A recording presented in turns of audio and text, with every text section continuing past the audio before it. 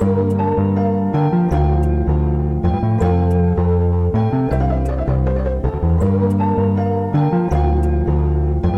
Production. What's going on, guys? Let's take a look here at SUBNET62 ridges. This is, in my opinion, it looks like it's one of the strongest subnets on Bittensor in terms of, holders, right? Most subnets, they started off with like an extremely strong drawdown, and most of them, again, it'll look like this, pardon me, but most of the subnets started off and they kind of look like this, right? They came down, they get this a little bit of a pump, and now they're slowly back down here. Most subnets kind of look like this right now. Ridges doesn't look like that at all. So what is that telling us? Well, let's look right into it. I think here what we have is a very interesting setup with ridges. For all of you who don't know, ridges is an AI coding agent. It's a decentralized AI coding agent, similar to Cloud Code, except it was made by a global collaboration and a global effort from many different people to piece together this AI model. And now that it's out and they have their beta released, some of the benchmarks, the engineering benchmarks that they use to see how well of a model it is, it's surpassing some of its centralized counterparts here in terms of those benchmarks. So we have a very interesting setup, right? We have this almost, it looks like a massive bull flag at first glance.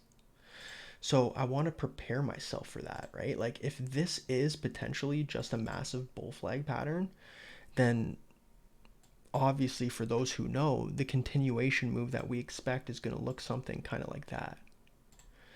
That's what we're looking at when it comes to Bittensor and ridges specifically, right? So when we look in further, I think we can get a little bit more details in the nitty gritty details. So let's look into it. What we have here is a low. I'm going to mark this out. We want to hold this low here.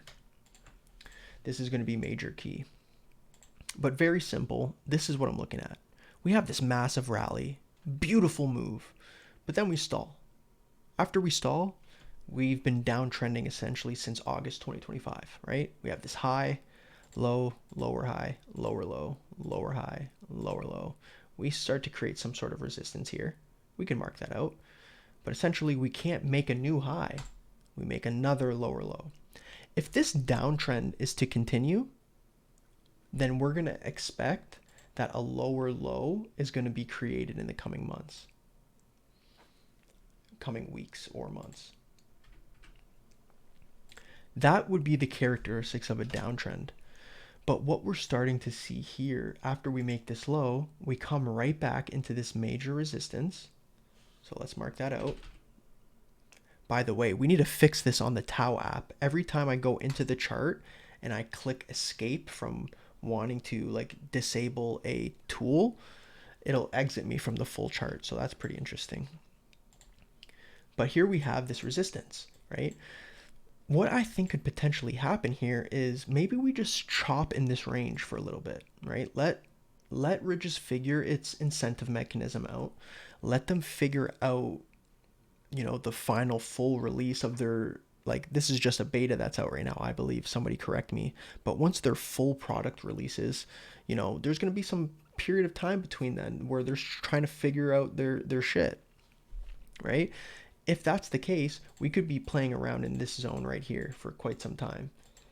That is a bullish case because we have this huge move. We create the downtrend, and now we create this accumulation range. What that would be doing is setting us up for a major move in the future. That is exactly what we would want as like long-term holders of ridges, okay? So we're looking at that as a potential opportunity. We're also looking at the possibility that maybe this downtrend is over right now, and what we're doing right now is creating a higher low. So we had a high, low, lower high, lower low, lower high. That continues. it looks like potentially we've potentially made this low. We come back into resistance, which is still the lower high, but now we've created our first higher low potentially. And if that's the case, what we could expect is at least to come back up into this resistance and weaken this supply zone. So we could spend a few more times. Maybe we create another higher low, but maybe we weaken this zone and we get that breakout move towards our, all-time high by like end of May into summer, right? So that's another possibility that we're looking for ridges. Overall, I'm super bullish ridges. I think that it's a fascinating concept. The fact that you could get global participation to create a product that's just as good, if not better, than the centralized counterpart. And they spend hundreds of billions of dollars to get their shit running when this was made for, I think, under like 10 to 15 mil, and it's running off of Bittensor incentives. It's fascinating to me.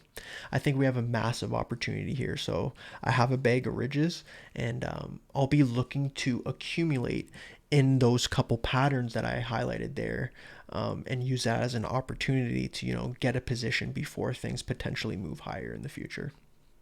Peace, guys. Hope you enjoyed.